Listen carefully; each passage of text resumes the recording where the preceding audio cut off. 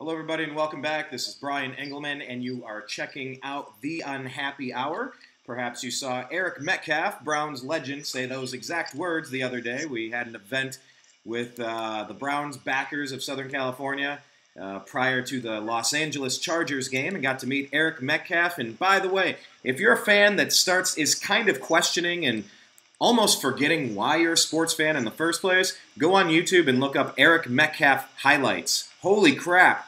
That guy was incredible. So it was an honor meeting him the other day, and my dad just met Bernie Kosar today signing his new book. So welcome back to The Unhappy Hour. It's a fun place, and we are here today to talk about the Cavs, the Indians, the Browns, the Buckeyes, the Blue Jackets. In general, that's the stuff that we mainly want to focus on our Facebook group. So if you're not yet a member, it's a private group. It's got, 1,500 people in there. It's amazing. It's funny. It's timely. It's great conversation. Go on Facebook and do a search for The Unhappy Hour Sports Show group. It's called a support group. Find it, click it, ask for the invite, and then as long as you answer the questions correctly, that you're either an Indians, Cavs, Browns, or Buckeye fan, we're going to let you in the group. So join it. It's an amazing place to be with us in between our shows. Today, I want to break it up into three different segments. We're going to talk specifically with Zak Baris, former scout, lifelong Cleveland sports fan. He's been on our show for pretty much since we started our show. Zach's been a part of it. We've been breaking news since the start on this show. Since the start of the show? Okay, hold on. Well, give me that in 1 second, but we're going to focus. 2011. Go ahead. Yeah, you there? 2011. Yep. 2011, I believe one of my first shows was again discussing the Mo Williams trade for what eventually the pick turned into Kyrie Irving. Kyrie Irving, yeah. Yeah. So we're imagine he could have gotten out. He would have been in Clipperland, not Lakerland, but he would have been out in Los Angeles. Oh, I'm sure Adam Silver would have found a way to deny the Lakers that. They would have messed it up just like the Chris Paul trade. But, yeah, we're going to talk about the Cavs and the Buckeyes and the Browns today. We'll split it up into three different segments. So right now, I think what we'll do is let's split it up, and we're going to talk about the Ohio State Buckeyes. It's big news over the weekend. It's a lot to digest. Very disappointing for Buckeye fans. My take on it is this. The Buckeyes played the number 2 team in the nation with Penn State and beat them. We played Wisconsin when they were undefeated for the Big Ten Championship and beat them. We played Oklahoma and lost to them. They're the number 2 team in the country. And basically, you're looking at the Big Ten with 3 teams in the top 10, but the one that emerged victorious out of that mess can't even represent the conference in the championship, and I think it's Brian, wrong. What do you think? As much as I love Ohio State, and, you'd be outraged if Ohio State would have had Bama's schedule and Bama had a 31-point loss to Ole Miss. You'd be furious. That's the thing. It was not. Here's the thing. If it was a close loss, it's a different story. They got romped on the road, and you cannot tell me that team. Here's the thing. I love the Buckeyes. I want to see them do well. But, and the thing is, they should have beaten Wisconsin by 40. They are so limited with J.T. Barrett at quarterback. Can't get the ball downfield. Wisconsin scored 18 points off of turnovers in that game. It should have been never as close as it was. And in Ohio State, had they curb stomped Wisconsin like they should have, because they were that much better, they would be in the college football playoff. Yeah. I truly believe if Dwayne Haskins was the quarterback for that football game, he's got a much better arm than Barrett. Ohio State would have crushed Wisconsin. It would have been very reminiscent to 3 years ago when Cardale Jones lit it up that night. 59-0. Yeah. I don't know if it would have been 59-0, but it could have been 35-7 or 42-7 or 42-0. And that was Ohio State needed a statement game like that, and they didn't do it. Right. They won. They beat an undefeated team, the number 4 team in the country. But look, we all know Wisconsin is not the 4th best team in the country. They were undefeated on a cakewalk schedule. We all know that Bama, if they played Wisconsin, would probably beat them by 3 touchdowns at least.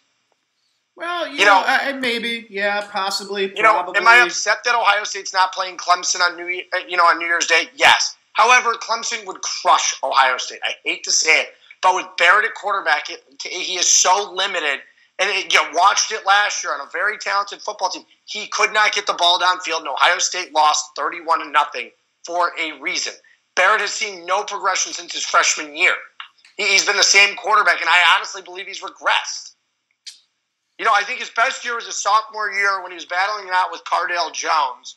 And then finally at the end of the year, after the loss, they really took it upon themselves, and they beat Notre Dame pretty easily. They beat Michigan, 42-13. That was when Ohio State was at its best. That's when Barrett was at his best.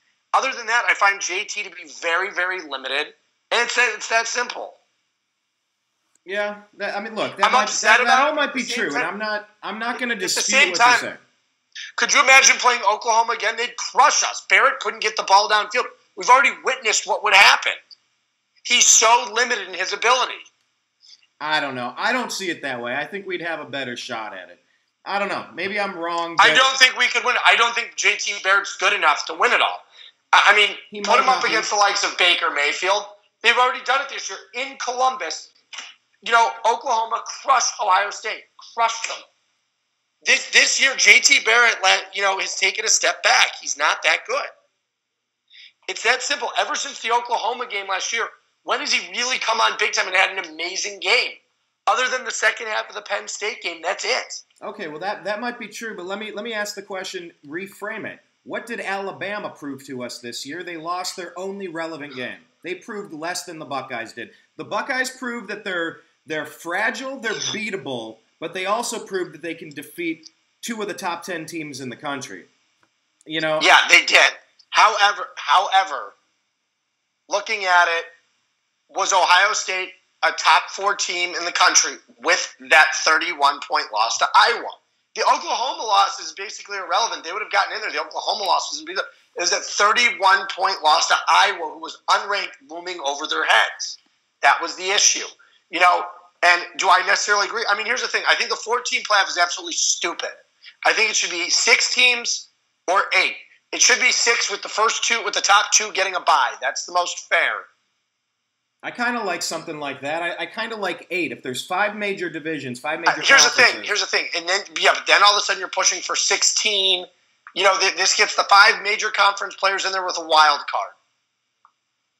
Or it could be 8, and the top 2 teams get a bye. It could be 8 too, but at that point, where do you start cutting it off, though? Because there are teams who are going to want to go to 16, to 32, to 64. Look, you don't want to have a 3-loss national champion is the problem, and that's what the problem at the top 8 is. If you're getting the top 6, you're never getting a team with more than 2 losses, which I like the 6. I like the 60 because it would have landed Ohio State in there, and it would have gotten 1 wild card team, which would have either been probably Penn State or Auburn or USC. It probably would have landed USC in there.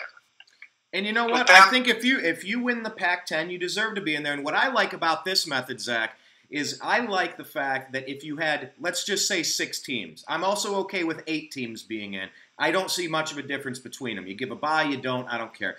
The point is there's a mathematical component in that equation. So kind of like how the BCS used to look at computer rankings and strength of schedule, there was a computer formula. There was a mathematical algorithm that determined the top teams in the country. And what I'm saying is, if there are 5 major conferences in college football, the mathematical formula is do enough to win your conference. That's just math. You have an East and a West, but and here's legends the thing, and leaders Brian, in the here's Big the thing, Ten. Pac-12 North, Pac-12 South. Hypothetically, let's say it's a 4-loss team like Arizona, who has a cakewalk schedule, wins the Pac-12 South, and somehow they wind up winning the Pac-12. Do they deserve to be in the top 4 team in the country with a chance to compete after being an 8-14 with an easy out-of-conference schedule? Absolutely not. It shouldn't necessarily. I agree that 1 team should be taken per conference if it's there. But again, a 3 or 4 loss team should not be able. The number 4. Let's just say the Pac-12 or the Big 12. Their best team was the number 15 team in the country. They should not have a chance to play for the playoffs. That would drive me nuts. I don't know that it would bother me that much because it's just mathematics. There's nothing that the eye test gives a damn about. You either the goal win about it the top or you 4, though, is to get the 4 best teams in the country playing for the national title. And you know what? Ohio State shot themselves in the foot 2 years ago with that loss to Michigan State because who are they going to put in there? An undefeated Michigan State team or an undefeated Iowa team? One of those 2 was going because, and there was no chance. Although was Ohio State probably the best team in the country at that point in the season? Yes, but it didn't even matter because there was the Big Ten championship. It was 2 undefeated teams. And a team that was, undefeated. So they had to take them. Even though it would have Ohio State if they would have played Michigan State in the Big Ten championship, or if they would have played Iowa, would they have crushed both of those teams? Yes. You know, and that's why it was so unfortunate, because Ohio State would have easily won their second national title in a row that year. Easily. It's frustrating, but Ohio State had 2 losses, and they had one horrendous loss. And don't forget, they got crushed by Oklahoma at home. Yeah, they did. You know, it definitely happened. They did. You know, Alabama's loss, I'm not sitting here defending Alabama, but I'm saying Bama's loss, when you're trying to justify it, Bama's loss was on the road to an Auburn team, you know, that wound up, you watch the rematch against Georgia, you realize how hard it was to play in Auburn, when Georgia went and beat Auburn so badly in a neutral site, in a neutral game. You know, that was at the point. That's what I'm getting at. You know, you saw how much tougher it was. You know, I think that just proved the point. You know, had Alabama won, and they would have won the conference, it would have changed everything. Ohio State would have slid right in there. Well, look, that's my point. I'll wrap it up on the 6 or 8 teams. If there's an occasional occurrence where a lesser team finds a way to mathematically win their conference, fine. That would allow 1 or even 3 wildcard teams to jump ahead and jump into the conference as well. There would be a little bit of an eye test, but mostly mathematics. I understand that the Buckeyes can't complain too much. If you lose twice, you don't have too much room to complain. That's always been the case. It used to be, if you don't go undefeated and end up as one of the 2 top teams in the country, 1 loss disqualifies you from contention. I know, where do you draw the line? I get that it's a little convoluted. There's pros and cons to both sides, but I'm really in favor of something where maybe the conference champs get in, and then you have 1 or 3 wildcard teams. We'll see what happens, but hey, I like the Troll Tide hashtag that's coming through. Who knows? Who knows? Maybe they're going to get stomped out there, and it'll just be bring a giant sign to the game that said Roy Moore. Roy Moore's a Bama fan. Oh, there you go. That blends both of my favorite worlds together: politics and sports. All right. Maybe we'll even take a knee for it. Brian, I saw the best truck today. So I was heading out to the east side for an appointment today, and moving on to the NFL, I see a truck that says NFL National Felons League. And then it said, let me see what else the picture said. It was pretty funny. It's on my Snapchat.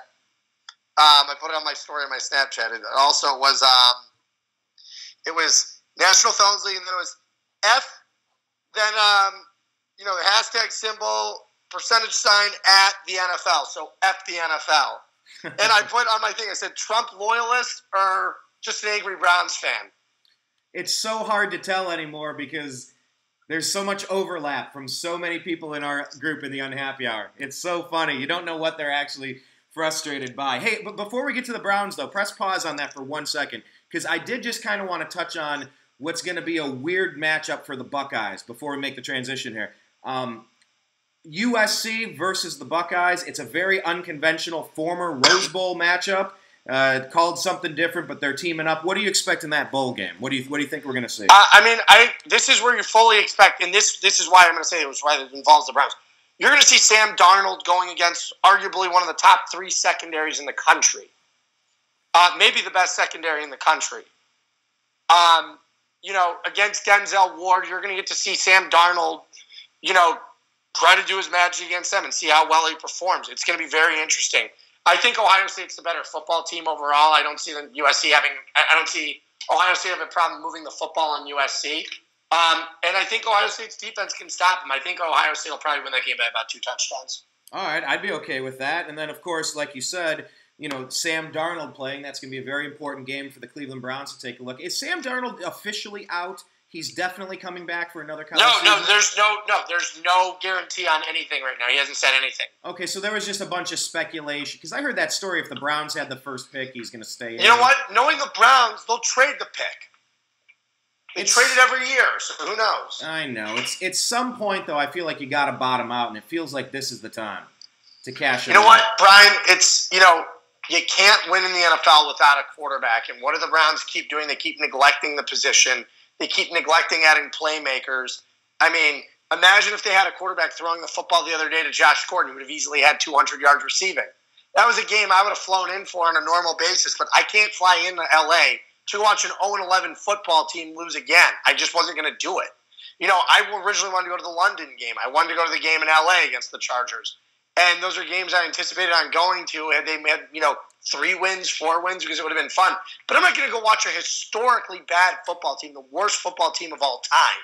And, this is worse than the expansion Bucks. The expansion Browns won 5 of their first 32 games in 1999 and 2000. Wow. And those teams were terrible. Those teams would kill this team. That's how bad this team is. They lack playmakers. They do not have a quarterback. No, it's not the offensive line's fault. The defense is constantly on the field. This team goes 3 and out. Kaiser has major accuracy issues. Get a quarterback on the team. I don't care if you go out and you sign Kirk Cousins. I'd be thrilled.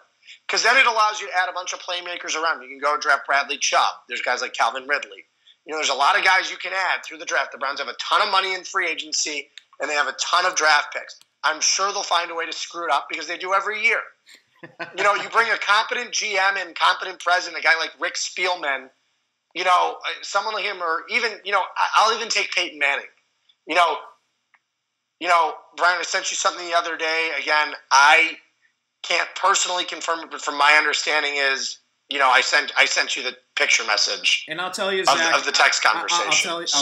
I'll tell you about that, Zach. I also had 3 other reports from moving companies, from neighbors, I'm getting a lot of unconfirmed reports that Peyton Manning already accepted the job. I have one from the realtor who sold that house, and you read the message exactly what it said. Yep. From the realtor directly, because I knew who was selling the house. I knew exactly, and they did not say Peyton Manning, but they just said they're under confidentiality with the Browns, which makes me think, the Haslams purchased the house if they're under confidentiality. That doesn't guarantee that it's for Peyton Manning. They could be saving for the next team president. It could be part of an incentive package. You know what I had? I had somebody with a, I think it was an orange sports coupe, some very high-end car with custom plates. It said Peyton or Manning or something like that, or at Omaha. The custom plate said Omaha, and it was Tennessee colors. I've been getting a lot of weird reports. Why would Peyton Manning be driving an orange sports car in the middle of winter in Cleveland right now? He's not here. I know he was here for something, but apparently it was not football related. Yeah, so and that's the thing about reports. You filter them in, you bide your time. You don't run off with any stupid headlines before you can actually confirm something. But there may be fire behind that smoke, using the California analogy of Los Angeles. We know there's going to be some sort of change in their front office. We know there's going to be something. And odds are with the coaching staff too. The question is just, what's it going to be? Now, if Jimmy sticks with the current program, the Browns are doomed. It's about, you look at teams like the Eagles. The Browns are all about building their draft capital and, how they're changing the game. This isn't baseball. This isn't basketball. This is football. And you look at a team like the Eagles that gave up their draft capital 3 years worth to get arguably the best quarterback in football right now. And the Texans, who traded a first rounder for Deshaun Watson, who at the time was a legitimate MVP candidate before his injury. So was a legitimate MVP candidate. Well, isn't it a good thing that we didn't end up drafting Watson? How fragile he is. He's already out for the whole season. Yeah. Go figure. I mean, sometimes you look like bums for not making a move. Sometimes you look brilliant for not making a move. And time will tell on some of this stuff. Who knew that Carson Wentz was going to be doing what he's doing? There were a lot of questions about him coming out of school. Andrew Luck seemed to be a sure thing. He had a couple of good years, and now he's got a shoulder problem. He might never play. He might hang him up. Who knows how this stuff is going to play out? And that is the appeal of going out and getting somebody like Kirk Cousins. You're getting him in his prime. You're paying for it. But then you can get Saquon Barkley. You can get another complimentary wide receiver. I just don't want to see the Browns go out and get A.J. McCarron. And that's the one thing that frustrates me. You have to look at this. Okay, do the Browns want to be a 7-9 win football team? That's fine. But that's what they're shooting for if you're getting A.J. McCarron. You think A.J. McCarron's on the same level as an Aaron Rodgers or even that of a Kirk Cousins or a Ben Roethlisberger? In this day and age, you had Kirk Cousins this team and you stock it with, here's the thing. What you can do is you go out and get Kirk Cousins. You go out and get a guy like Terrell Pryor on the market for cheap. You can even add another receiver at that point, just in case as insurance for Josh Gordon, in case he's not playing, because you always have to have it. Because everybody else in the receiving corps sucks. Give Corey Coleman a chance still. But all the other guys suck. Ricardo Lewis stinks. Everybody else is terrible. You got to go out. You got to have depth at the position. I like the tight ends. And you go out and add a big-time back like Saquon Barkley, or even, there will be other backs available in the first round or second round of the draft. You've got 3 picks in the second round.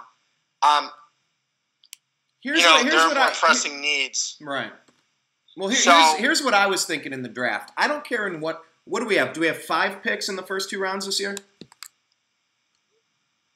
Yeah. So and they'll have 6 picks in the top 64, in the top 65. Okay. Because they're going to have the first pick of the third round. All right, good point. All right, so let's say out of those 6 picks, what I want to see, and I don't know in what order, but I want them to get the best that they can. I want offensive line, particularly left tackle, somebody that can fill in on the line and replace Joe Thomas. That's obviously such a key position. To go out and get a stud or somebody very good that can play that position, that's one place of need. I also want a wide receiver, somebody with size and speed. I don't want any more undersized wide receivers. I want to get a running back. I don't care which one, whether it's Barkley in the first or whether it's somebody in the second or the first pick in the third. I want a defensive back. I mean, I would love if the Browns come out of it in the first round. Hypothetically, let's say you sign Kirk Cousins. If they come out with Bradley Chubb and they come out of it with Denzel Ward, I'd be thrilled. Yeah, if you sign Kirk Cousins, you obviously don't need to use your draft capital on a quarterback that's going to take 3 years to get great anyway. Yeah, this would allow you to let Kaiser sit back and learn, and if he's ready in 4 years or 3 years, then fine. That's a brilliant strategy. It's another opportunity. He can make every throw, but he's definitely the game needs to slow down for him.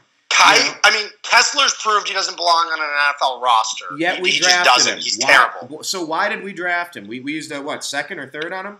Third on him. I don't know. Brian, when you've got a baseball front office evaluating talent in the wrong league, and these guys don't have experience, again, Sashi Brown, we talked about this when we hired him, was the director of the Jacksonville Housing Authority just 5 years ago. Well, he doesn't have a football background. He's a salary cap guy. He's an attorney. He's an attorney without a sports background. Let me rephrase that. He's an attorney without having the sports experience background, working in a front office on the talent side. He was working, and now we have the Indianapolis Colts front office with Andrew Berry and Ryan Grigson in town. These are the idiots that traded for Trent Richardson in Indianapolis.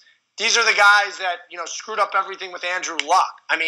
Come on. I would just clean house, and I'm talking fire everyone in the organization from top to bottom.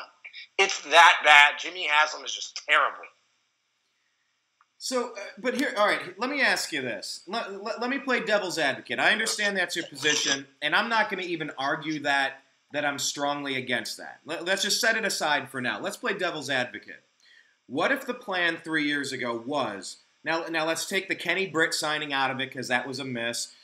Third-round draft pick, quarterback in Kessler. Obviously, that's a flyer. That didn't work. A second-round pick. That didn't work, so now you either got to pay. It's not that the Kaiser pick's already been a bust. You can't label a guy a bust after 1 year. His accuracy needs to improve, and don't forget, it's not like the Browns have surrounded him with weapons. Exactly. The Browns put him in a very bad spot. I'm not saying I want to go into next season with Kaiser at the quarterback, but it'd be nice to at least have a rookie at the number 1 overall pick or a veteran that can sit there and compete with him. A veteran that can go out there and Kaiser can learn on the job from a Kirk Cousins or even learn from a Case Keenum or a Sam Bradford for a year. I would be perfectly okay if the Browns went out and signed a stopgap for a year, a Teddy Bridgewater or a Sam Bradford for a year. I'd have no problem with it. And don't forget, if Teddy Bridgewater can come back, Bridgewater could be your future quarterback too. It's a good problem to have. Look at the San Diego Chargers, what they did when they had Phillip Rivers and Drew Brees. That was a good problem to have. Yeah, when you got 2 of them. That's the point I was starting to make, though, is that let's just assume now that 3 years ago when we enacted this plan, we knew that we were going to bottom out the roster, we were going to bottom out the salary, and that in year 3, which is coming up, like you said, 6 picks in the top, 60, however many picks? Yeah. That is going to be enough to finally turn it around with the right kind of flexibility with the salary cap. But it cannot be with this current front office because they've obviously proven that they cannot evaluate talent properly. It's that simple. Well, hold on. Let's go through some of the draft picks. Myles Garrett, what do you grade him at? Give him I like Myles Garrett, but, that was a can't miss. Every 31 other teams would have taken him with the number 1 overall pick. Okay. What about like Emmanuel Ogbah? What about some? I love Ogbah, but still, nothing is true. 1 effing win in 2 years. That's all you need to see from this. There's 1 win. They should not be this bad. With the amount of picks they've had, there's no way this team should be worse than they were a year ago. It's not possible. But my Last point year, is, they were the worst team in NFL history. This year, they're even worse. I don't even get it. But that's my point. If you bottom out lower than anybody's ever been, look. They were not supposed to be this bad. They are historically bad. This isn't I understand bad. Brian, this is worst of all time bad. We're talking on a level that nobody's ever seen in the NFL. This is worse than the expansion Buccaneers that were the worst team of all time, and it wasn't close. Okay, I understand. This is worse than the 99 Birds. You cannot sit here and even defend the front office because nothing is translated to win. They're never even close to winning games. We've had 1 game that we've almost won this year, and that was the Titans game. They've only held a lead in 4 games this season. They are horrendous. Okay, hold on. So follow me here. I hear you on all of that stuff. But what if their analytics said get historically bad for 2 years in a row, bottom everything out? There's no way it said get this bad. They were supposed to be improved this season. They pumped in, they signed free agents. They tried to do stuff to improve the team. Yet they are significantly worse than they were a year ago. Okay, that's what I'm getting at. They are significantly worse than they were a year ago. This team is terrible. All right. And honestly, it starts with ownership. I'd love to see the Haslam sell the team. But it's not going to happen. This idiot will not sell the team. The best thing that can happen is if he goes to jail, which I hope he does. He sucks. Well, he did end up selling the team to Berkshire Hathaway, right? I'm sorry, Pilot Flying J. Yeah, he could still go to jail. They've got him on. They've got recordings of him now admitting, that he knew about the scam. Yeah, probably. I'd love to see him go to jail. He's corrupt. I'd love to see him go to jail. I hate him. Then what the heck would happen to the team? The league would step in, take over the team, and find a rightful owner who's gonna, hopefully they properly vet another owner. Yeah, kind of like Al Lerner, the one that was partially responsible for stealing our team in the first place to go to Baltimore. Go figure. But look, what about actually having the ability to see a plan through for a few years? No, it's not working. This is as bad as it could be. I'd rather have Mike Pettin in here, and I'd rather give me Joe Banner and Mike Lombardi back.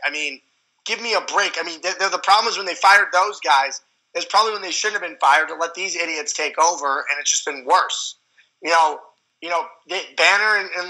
was at least doing some decent stuff with the front office. At least they were starting to you could believe in the team, and it was and they flipped the script around, and with Ray Farmer, and it was the worst mistake they could have made. They were righting the ship. You saw the talent they brought in there, and then they went with Ray Farmer, and it was just a huge mistake.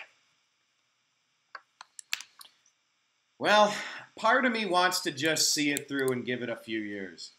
Actually finish bottoming out. The worst thing to do would be letting this regime continue without a football mind in the front office, screwed up again. Brian, they improperly evaluated 2 of the top 5 quarterbacks in the league. Think about that. They traded Deshaun Watson and Carson Wentz away. Okay. There's a good chance we see them square off against each other in multiple Super Bowls in the future. Let's not get ahead of ourselves too much. Yes, they did not take those guys, but they were properly compensated for doing so. Maybe were we? Yeah. Did we replace the draft? Okay. Let's say we've replaced so far. We've added Carson Wentz and Deshaun Kaiser with those picks. You tell me. We've added Jabril Peppers. And Deshaun Kaiser. Who would you rather have, Carson Wentz or Deshaun Kaiser and Jabril Peppers? Well, we get a pick next year. You tell me. Oh, we're talking about the future Eagles second-round pick. That'll be a bust as well. You tell me. There you go with your proper compensation. This team does not know how to evaluate talent. It is that simple. Can it be righted if you get the football mind in? The Bernie Kosar, the Peyton Manning, some other executive with some experience. I'd love if anyone just even knew how, knew the game of touch football. I would take it at this point. This is so bad. It is bad. We're talking about the perfect winless season parade again with Chris I'd be McNeil. absolutely thrilled if they could bring in a Peyton Manning, Jim Harbaugh combo. I would be thrilled. Harbaugh? Harbaugh did a good job in the NFL. I don't love him as a college coach. I mean, and it has nothing to do with Michigan. I just don't think he's improved, their roster much. I think he was a very good NFL coach. Look what he did, and look what the 49ers are at without him. There's a big difference. I would take Harbaugh over anything we had. What about Urban Meyer? Can you convince him to come out? Would you want? I don't want Urban Meyer leaving Ohio State. I need to come here and trash his legacy with the Browns. Or he could be the savior. You never know. Okay. Well, look, we got another game this week. What do you make of Josh Gordon coming back? What did you make of his first game back? I thought he was excellent. I thought he was very good. Same here. And I think I saw some plays where they were 2 steps off, and I feel like more practice, they're going to start syncing it up. I want to see Deshaun Kaiser play with a playmaker like Josh Gordon. I want to give them a chance to practice enough to put it together. I'm not ready to blow everything up yet. I'm okay being historically terrible, but next year we have to hit on all 6 of those picks. We got to sign some free agents. I want to be competing for the playoffs next year. From last to with this current front office, you're not going to do it. You need to get one. They have a horrible reputation. No free agents want to sign here. We lost Tony Jefferson last year because of it, because there's no faith in the front office. I mean, you got to just. I mean, I know you don't see the process through, but there has to be a change. Okay. Well, let's see if they bring in a football mind. Let's see if they reshuffle the deck. Let's see if the coaches can survive. Let's see how it shakes out.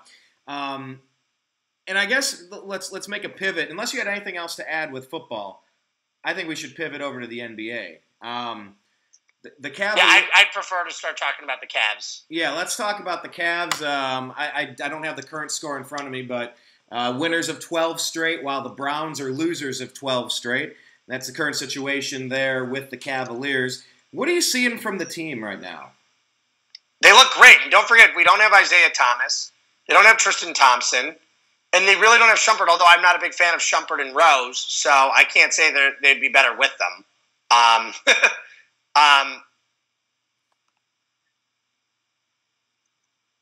What about Derrick Rose? I heard he just apologized to the team. He's taken some time away. What is the latest in that scenario? That is a soap opera.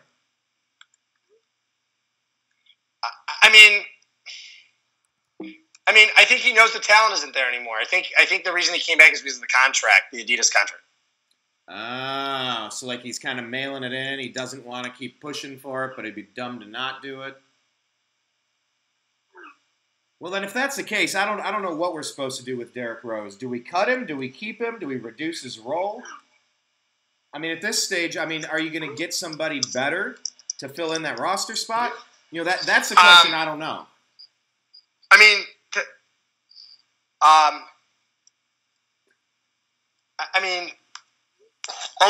just don't know what, honestly, I'd be willing to just cut Rose, but at this point, I just don't think they're going to. Yeah, I don't know how we get better. I think you could see him involved in a mid-season trade. Maybe. I think that's where you'll see Rose. But wasn't he playing decent before he got hurt? He was showing signs, at least. He didn't look totally useless. I don't know. He was very bad. He was bad defensively. The offense wasn't flowing through him. Look at Wade running the backup point. How much better they are with Wade. Well, Wade running the backup point. They haven't lost.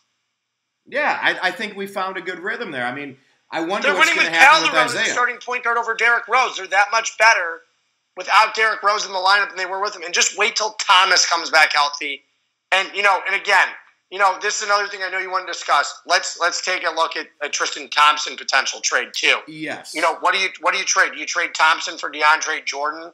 You trade Thompson another piece for DeAndre Jordan to make the salaries work? Does that boost the Cavs above Golden State now? I don't know. I think it makes it very close. Adding a piece like Marc Gasol,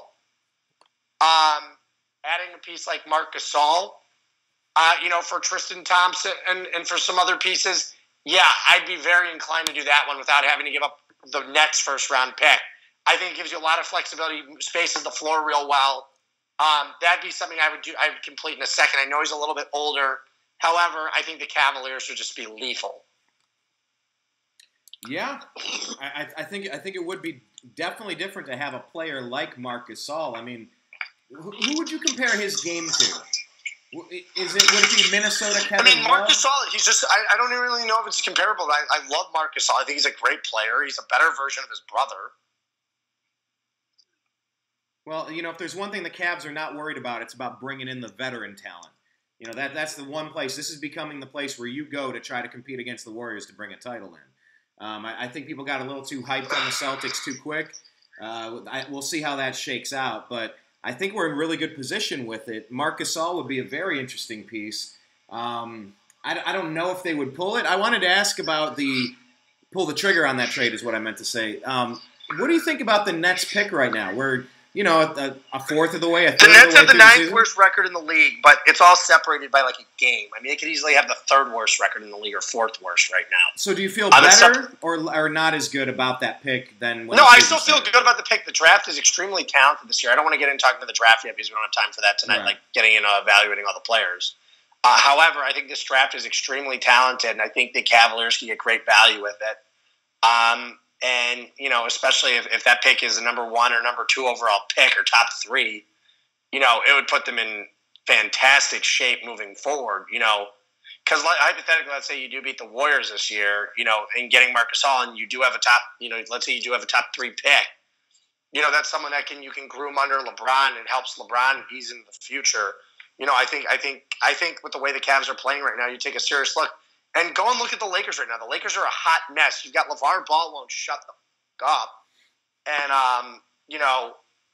he won't shut up, and he's driving the coaches nuts. He's driving the front office nuts. If I'm LA and if I'm Pelinka and Magic Johnson, I think about trading in Lonzo Ball at this point. I'm not joking. Dealing with LeVar Ball, he's a pain in the ass. I know in a front office, I would not want to deal with someone like that. I'd either say, listen, get out of here, shut your mouth, or we're going to go and trade your son. Seriously. Yeah, I think that's kind of weird, though. I can't stand them. If I were working in a front office and I had to deal with that every day of the week, with him insulting my coaching staff and everything, I would, he's going to cost if he just shut his mouth and let Luke Walton do his job. Luke's a very good coach. And here's the thing: they could bring in a lot of talent in free agency, but right now, what are you looking at is the problem is, if I'm LeBron, I don't want to sit there and deal with Lonzo Ball talking every day. He's a pain in the ass. But that was the case. Everybody knew that going in. I warned about it. I knew it was going to be a train wreck. I still think Kyrie is going to go selfish me ball and he's going to butt heads with Brad Stevens and with the Celtics. I don't see that happening because it hasn't happened yet and they're playing better. They're playing great right now. I just don't see that happening, Brian. But that's what I'm saying. I think the gist of our conversation, Zach, is I'm taking a step back and I'm playing the long game here. I'm saying, yes, the Browns are historically terrible now, but I think it's in the long game. If we don't blow up the system and see it through, something good is going to happen with it. Kind of like here, just playing the long game with it. I think in time, players are going to show who they are, and I think we saw enough weirdness and brooding and not playing defense and all that weird stuff out of Kyrie. I think it's going to come back. I think if you've been that way before, it's likely you're going to be that way again. Yes, it's been easy so far, so he's played well, but I don't know. I still see it happening, and that's why I'm just so surprised with the Lakers and Ball, because we all saw that this was going to happen. We all knew that this was going to happen. This is real bad. This is worse than I think anybody imagined with LeVar just not shutting up. And the thing is, it's, Lonzo's struggling. It's clear he just... this is the one thing we talked about anyway on the show. During the draft, we said, I said Lonzo Ball could be like a Jason Kidd type. I don't believe in his shot, and it's the thing is, he's a terrible shooter. I mean, his shot's horrendous. I mean, it's so bad. And that was the one thing I didn't like Lonzo's release point. I thought his shot needed a lot of work. And the problem is do the Lakers have the ability to even work with Lonzo on his shot because of LeVar? I thought they could change it. I don't think they saw it as a problem, but his slow release and his awkward low release, causes a lot of shots just not to go in. His shot just is ugly. Right. And, but I mean, like I said, he's such a great playmaker, and, the league hasn't seen a passer like him. He reminds me a lot of Jason Kidd, and let's not forget, Jason Kidd was always a bad shooter. Yeah, I've seen the Jason Kidd comparison, but Jason Kidd, he reminds me a lot of Jason Kidd, but is Jason Kidd going to be the number one player on a championship team? No. Especially in this day and age, point guards are all putting up 20-something points a game. right. Look at all the top-tier point guards. You've got Kyrie Irving, John Wall, Isaiah Thomas. These guys score a lot, and it's just this is not the guy Lonzo Ball is. I just don't. I just don't believe in Lonzo as a key piece in there, and I think they gave up too early on Julius Randle. They're giving up too early on him. I just think the Lakers.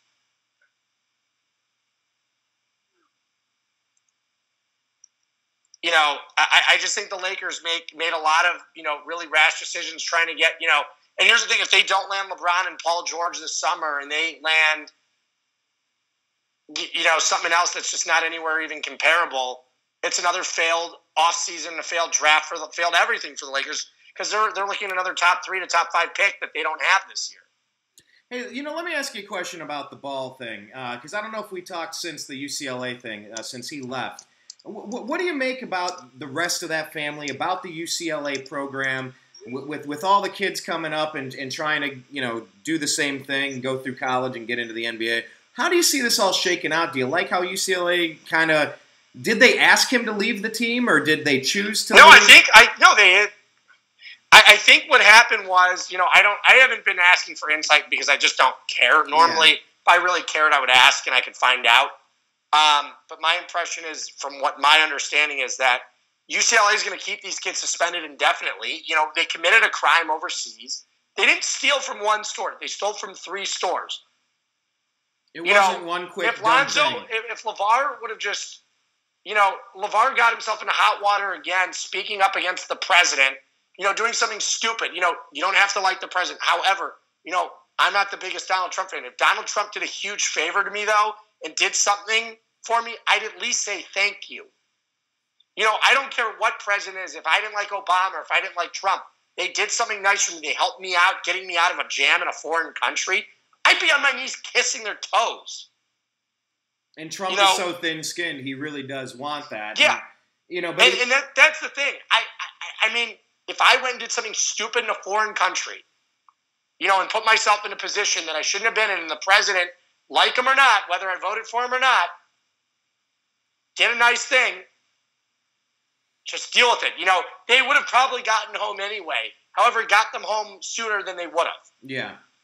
Yeah. That's the thing. And they should be very grateful for that opportunity. I'm not saying, and I think Donald Trump handled it like a child. He handled the whole situation like a child. We already know LeVar Ball was trying to generate heat from Trump. That's exactly what he wanted, and Trump gave into it. Hold on. Now let me put it out there maybe as an alternative theory. Trump is the ultimate Twitter troll. He's the ultimate troll of all time. By him poking the bee's nest with the Colin Kaepernick situation, he knew what was going to happen. He knew how the reaction was going to be and how over the top it was going to be. And I think Trump knew what Lonzo Ball, or what LeVar Ball was going to do, how he was going to act.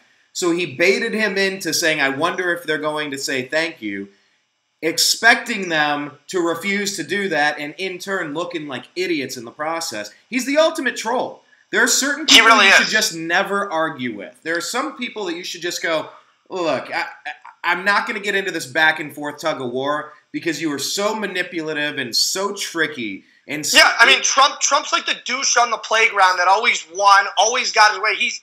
Trump is Biff Tannen. I've seen that. That is kind of funny. He is. He's Biff Tannen. Everything about him. Go watch Back to the Future 2.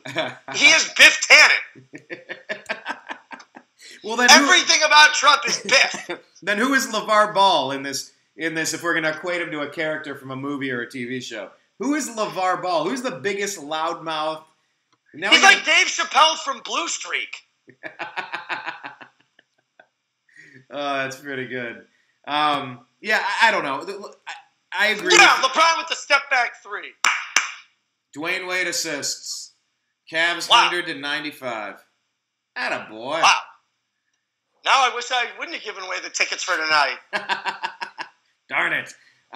Section 7 tonight. 3 rows off the floor. Third row floor tonight. You know what? It's better that went to the client. It's been generating business. So that's awesome.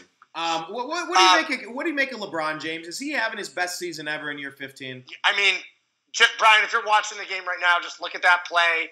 Look at this team right now. They're clicking on all cylinders without Isaiah Thomas and without Tristan. That's all you need to know. Yes, he is the MVP hands down of the season right now. I've got Harden 2. Kyrie Irving's up there. But again, Irving now doesn't have the stats to back it up. I mean, Tatum's been so good. Jaylen Brown's been so good. And the thing is, Jason Tatum, through that Brad Stevens system, has been so much better than he would have been with any other team. Why is that? Because I think Brad Stevens' system is just that good. Okay. I think his system is just that good. I believe he's that good of a coach. I mean, I think Tatum's just clicking that offense. And you know what? The Gordon Hayward might be a blessing in disguise for them. And I'm just saying for the long term, as long as he returns back to full health, because Tatum has really gotten to show what he can do in that in that system. He's a key piece. Whereas if he didn't have the playing time and the minutes he may not have developed this way, and he may have kind of like how James Harden never really got his shot. Like he was. I don't know who would you compare that to? What other player came back and kind of stepped onto the scene and was able to fully emerge into like a very talented player because of an injury? Who's the last time you can think of? I mean, you could see it with the Hawks with Dennis Schrader. Okay. You watch it all the time. Guys stepping into roles and becoming. I'm trying to think. I don't know why I'm blanking on this, but you look at a guy early in his career like Jade. It's an interesting question because if someone was that good, why weren't they starting in the first place? There are guys look at a guy like Jimmy Butler. Why was Jimmy drafted so low? And when he got his opportunity to start, he was amazing. Right. When Derrick Rose went down with his injuries, when you really saw the emergence of Jimmy Butler, and you're like, wow, where did this kid come from? Okay. All right, there's another good one. I think Jimmy Butler's a perfect example. Then let's make that our question of the day for anybody watching this segment. If you can think of some other players that really got a chance to step up and shine based on an injury and kind of developed an ongoing, consistent, all-star caliber career in the NBA, leave it in the comments section. I'd love to kind of rethink some of that because, right off the top of my head, you can say you can switch sports and think about Tom Brady when he filled in for Drew Bledsoe back in the day. That was. There are Steve Young and Joe Montana. Yeah, that's a good one. You witness it all the time in sports. An injury gives a guy an opportunity, or it takes a trade for sometimes a guy to get noticed, and you go from there. It's just what happens. Happens all the time. All right. Well, then, what else do you have to say about the rest of the NBA right now? Are there any other teams, any rookie performances, any potential trades, any firings? I think the Sixers are a team that's really up and coming. Would you address the LeBron to Philadelphia rumors? Yeah, I don't think it's going anywhere right now. LeBron, the Cavaliers have won 13 in a row in Cleveland. And again, they've got a top 5 pick in the draft, top 10 pick in the draft, which is a very movable piece. I'm pretty sure the Cavaliers are going to be all right. As long as they keep playing like this and LeBron keeps playing this well, they're not going down anytime soon. They'll eventually lose a game, but, I just think this team is very, very well built. Like I said, we struggled in the first couple weeks. I said, have your faith in Kobe Altman. I think he did a great job constructing this roster. I really said a guy like Jeff Green was a really nice under-the-radar signing. Said, don't forget this is a guy who made $16 million last year, was just put in a bad position where all players go to die in Orlando. Essentially, kind of like the Cleveland Browns of the NBA, or really the Sacramento Kings are the Cleveland Browns of the NBA. And you look at it and you say to yourself, okay, look how much better Jeff Green's been. Look at, in Dwayne Wade, it's really cohesive unit, and Dwayne Wade has really just been, the catalyst on that team, and he's just made everybody else so much better. Right. And you look at guys like Korver. The Cavaliers have the best bench in the NBA. And that was our biggest liability last year. I felt like Kyle Korver was another guy. He was thrown into it. he had never played that way in his life. He had moments, but he couldn't keep it consistent. I was just going, give him an off season to figure out how to play with this team. He's gonna get. I'm very happy with what Kyle Korver's bringing. The Cavaliers are only going to be getting better, and don't forget they will either move their pick or the Brooklyn pick at some point this season at the trade deadline. Don't forget there will be significant buyout candidates like they sign every year. I don't know who the buyout candidates are going to be yet, so we're still way too far away from discussing that. But there will be significant buyout candidates in the market that will want to come play with LeBron. Yeah. That realize the Cavaliers are a championship contender. Like I said, Kobe Altman is not done constructing this roster. He's done an excellent job. I mean, as a rookie GM, there's a decent chance he could win Executive of the Year award. Oh wow. It's either going at this point, he's either going to win it or Danny Ainge is going to win it, or Brian Colangelo is going to win it. I think it should go to Danny Ainge or to or to Kobe at this point. I mean, with the way these two teams are playing. Yeah, and it's so interesting because when do you think Isaiah Thomas comes back? Because we don't even get to see all of our pieces. I think you'll see Thomas back before Christmas at this point. Before Christmas? I was here in February. No, I think you'll see him. I don't know if they want to have him play the Warriors game just for exposure. So I don't know if he'll play Christmas Day. He's either going to come back right before Christmas or right after Christmas. Or maybe he'll be back before January. Mark my words on that one. Or maybe he's ready to go. And they're just being extra cautious. Is he back to? They're being extra cautious with Tristan. He's been playing 4-on-4 in practice. Yes, he's fully back right now, playing on 4-on-4 drills, 5-on-5 drills with the Cavs in practice. He's fully back. They're just easing him into it right now to get him the flow. Yeah, trust me. There is no reason to speed him up. They've won 13 in a row now without him playing. There's no reason. It's not like the Cavaliers are sitting there at 7-18. And they're the worst team in the league, like we all thought they were going to be. Like they thought they were playing the first 2 weeks of the season when they were 5-7. Yeah, that was a crappy week. Yeah, that was a rough start. If I would have told you the Cavaliers are going to win 13 in a row after looking like that, what would you have told me? So I'm a little crazy. Nothing surprises me about the Cavaliers anymore, though, especially with a LeBron James team. Nothing surprises me. Okay, so then Isaiah Thomas. I've been seeing the same videos you've been seeing. He's practicing. You expect him back before Christmas or around Christmas. We'll see how it goes. Around Christmas. Tristan maybe trade bait. We'll see how it goes. Derrick Rose may be coming back, and we'll see if he's got anything left in the tank. And like you said, Kobe's not done moving some pieces. We'll see how it goes. I think Shumpert, JR. There's a bunch of different maneuvers that could be made. What do you make? Final question. I'll leave it with this. What do you make of Kevin Love in this latest season minus Kyrie Irving? How do you feel? I think he's been great. I think he's been much better without Irving. I mean, do the Cavaliers even look like they miss Kyrie Irving? No. Winning 13 in a row is great. I don't think they really miss Kyrie. I think LeBron's better without Kyrie, and I think it's just showing. And it's so weird because I felt like LeBron was very passive to Kyrie. He was very accommodating to the point where his own game suffered, his own statistics suffered.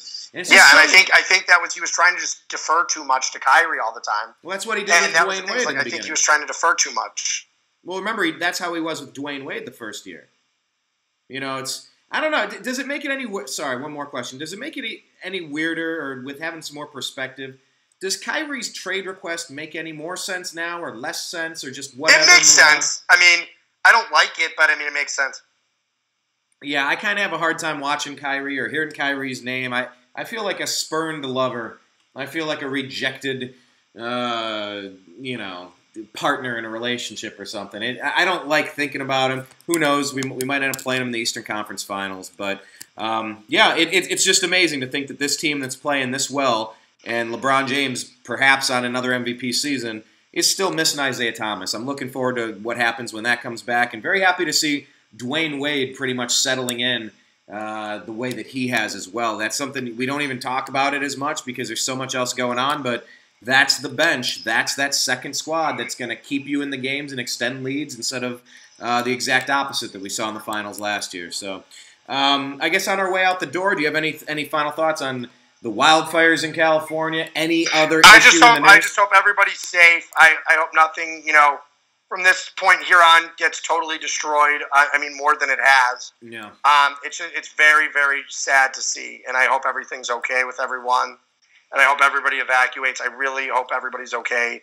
I know that not everybody will be, but it's very sad to see a city I used to live in such a pretty area of the city too. I mean, that's an area that was affected by wildfires around that area in the Sepulveda Pass in the year 2000. That got affected badly, and it causes mudslides after that. I mean, that's a beautiful area down by the Getty Center in Bel Air, right by the 405. That's, I was talking with my dad about it today, and it's just like, it's burning just north of UCLA. I mean, and just west. It's terrible. Yeah. I know the area. I used to drive it almost every day. Right. Yeah. The pass. Yeah. It's so weird. I've been It's wondering. one of the prettiest areas of Los Angeles. You don't feel, when you're driving down there on Sepulveda and stuff, it's the area that really takes you into Brentwood and everything. Just, off Sunset, it's just a beautiful area, one of the prettiest areas of Los Angeles, with all the trees and the hills. It's just really, really sad to see. Yeah, and I just wonder why they haven't been able to put some sort of inflatable fire break full of water. I tend to think it was someone. I think someone for sure started the fire. Some sort of intentional act. Yeah, some idiot smoking up there, doing something, or intentionally lighting it. It just, it's very unfortunate to see all that, go down. It's a really pretty area, and it's almost impossible to rebuild it. When it, to rebuild, to plant all those trees and stuff. That's natural. There's a lot of animals up there. That's where there's mountain lions up there. There's deer. All the animals you see in Cleveland that are here that you don't necessarily see on the floor of LA down in, West Hollywood, you see up in the hills. I used to see deer driving on Mulholland Drive every day on my way to work or on my way back to my house. I used to see deer every day, up in the hills, see raccoons, see those animals up there. And you see all these animals that have just lost, their homes and everything, with all those acres burning. It's very sad to see. Yeah. And there's a lot of, the last natural wildlife in LA is sitting up there living in those hills. Seriously, when you think about it, the last natural wildlife in LA is all up there in those hills. And it's very sad to see it go. Yeah. And so, I was out. I went to a Kings game with my friend Tom last night.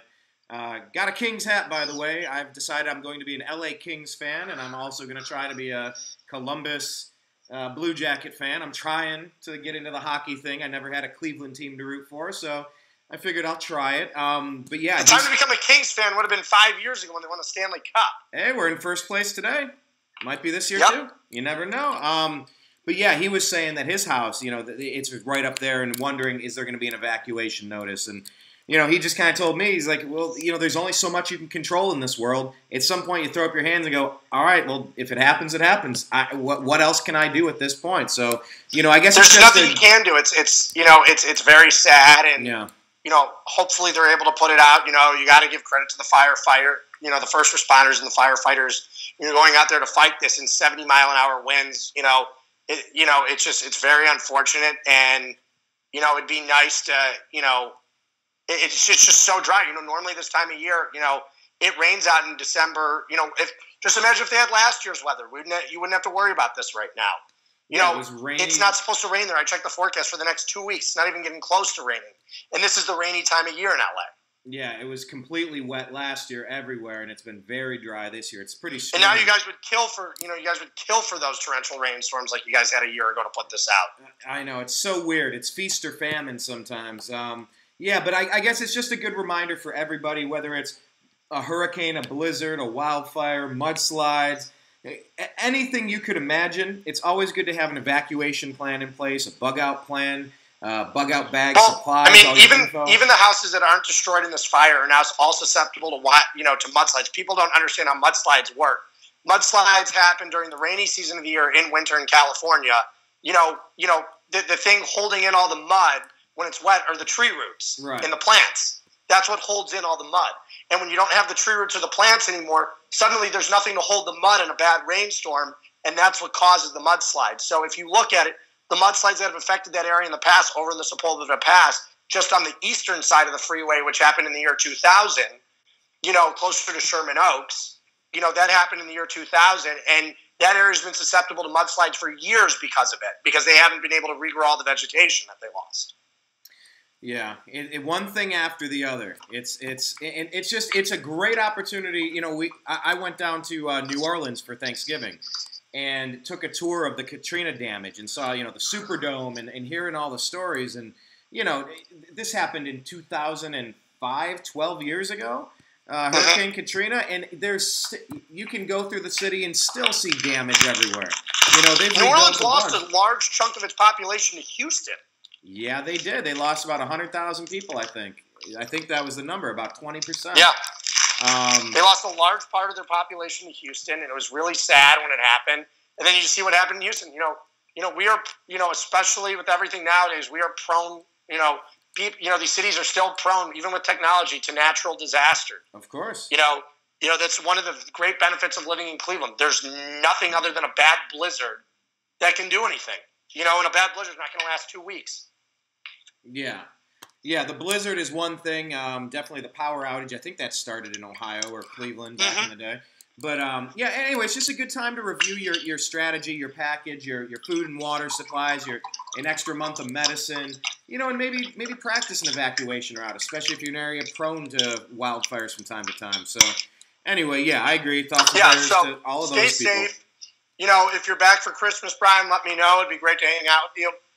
Indeed. I will let you know. I'll be back at some point, and if the damn Browns have to have a perfect season parade, I told McNeil, who you should follow on Twitter. I'm going to Miami on January 6th for a conference, and I'm pissed. Oh, that's the day. Because if I don't get to be here for that parade. Oh, what a sight that's going to be, by the way. Yeah, right. But I told him I was going to go. If I do somehow rearrange my trip, I do have to go down there for that conference. Mm-hmm. But if I somehow am able to rearrange my trip, I will be having a parade party at my place. Parade party. All right, well, look. Just like the Cavs won in 16, and like we'll be having an 18 in June again. All right, well, then we'll pencil that in. We'll see how that shakes out. Hopefully, look, I think the Browns are going to win a game. I think Josh Gordon's going to be the catalyst, the difference maker. I think one of these, I think they're going to win this week against Green Bay. I think they'll beat the Bears as their one win if they're going to win a game. This is a winnable game, but they'll find a way to lose it. You know it. All right. Well, okay, Brian, it was great speaking with you. I'm going to get rolling now and go finally eat some dinner. All right. Thank you for your time as usual. Take care. If you're not following Zach on Twitter, he's at Zbaris. That's Zbaris. And we'll talk to you again soon. Thanks, guys.